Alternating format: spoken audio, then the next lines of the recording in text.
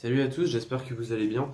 Alors aujourd'hui, je vais vous parler d'un sujet qui m'a beaucoup été demandé par mes amis du coup, parce que l'été approche et du coup, bah voilà, il commence à faire chaud, les gens ont envie de se baigner. Et donc ça peut être à la piscine, mais ça peut aussi être à l'extérieur, parce que des fois, par exemple, les gens qui aiment plonger, des fois qui aiment plonger des ponts, des fois il y a des petits spots dans la nature. Et moi j'en fais partie du coup. Je voulais vous parler en fait des dangers, pas forcément pour le corps, mais plus au niveau des oreilles. Voilà, c'est généralement l'été, donc peu importe où vous habitez en France, bah voilà, vous pouvez avoir envie de sauter d'un pont dans un cours d'eau, un fleuve, une rivière, etc. Et franchement, c'est cool. Genre, c'est chouette de faire ça l'été. Bon, faites attention quand même à ce qu'il y a en dessous, donc regardez l'eau. Mais dans cette vidéo, je vais pas vous parler de ça, hein, des risques, on va dire physiques. Enfin, si, des risques physiques, mais plus au niveau des oreilles.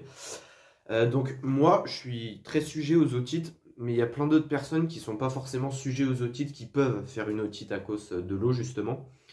Alors, il faut savoir que quand on se baigne, quand on plonge, ou même quand on a l'eau d'une rivière, d'un lac, d'un fleuve ou d'un cours d'eau en contact avec les oreilles, donc le tympan, il y a tous les microbes de l'eau, les germes, les virus, etc., qui rentrent en contact avec l'oreille.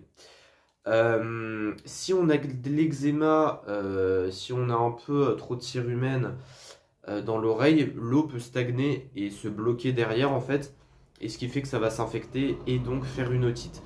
J'avais fait une très grosse otite au mois d'octobre 2021 qui avait failli me coûter la vie d'ailleurs, sans déconner, hein, c'est pas un mensonge, parce que j'avais fait une infection, j'avais fait une double infection en fait, enfin c'était atroce, c'était un vrai calvaire.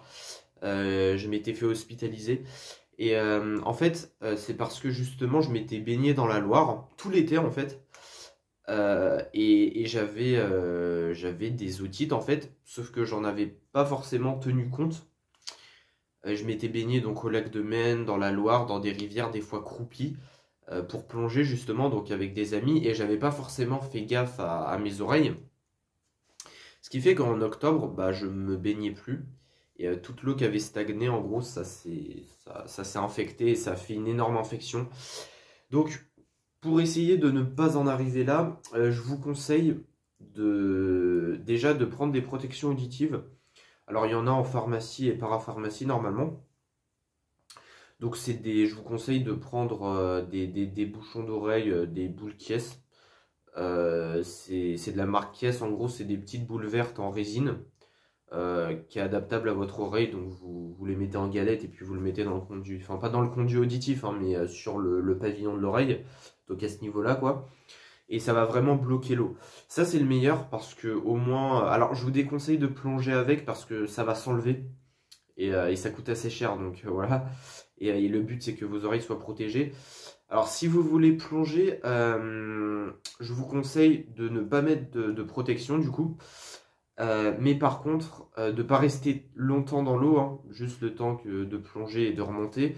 Et à la fin de votre baignade, de vous essuyer le conduit auditif avec une serviette propre. Évitez les mouchoirs, parce qu'il y a des petits bouts qui peuvent se détacher et se mettre dans le conduit. Et si vous enfoncez trop le mouchoir, ça peut faire un bouchon. Et du coup, l'eau va stagner au titre, quoi. Donc, je vous conseille une serviette, frottez le pavillon. Et pas trop en profondeur, hein, histoire de ne pas boucher. Et voilà. Mais surtout, mettez des protections si vous voulez juste vous baigner comme ça. Et faites gaffe à l'eau, hein.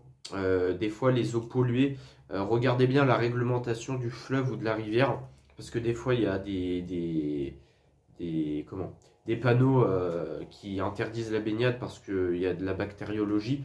Ça veut dire des rejets, ça peut être d'égouts, enfin d'usines aussi. Du coup, ça peut. C'est pas forcément vos oreilles, enfin, ça impactera aussi vos oreilles, mais ça peut être aussi la peau, les yeux, etc. Donc, surtout, protégez-vous les oreilles et les yeux quand vous allez vous baigner en milieu naturel. C'est très important, en tout cas pour éviter d'avoir des problèmes. Voilà.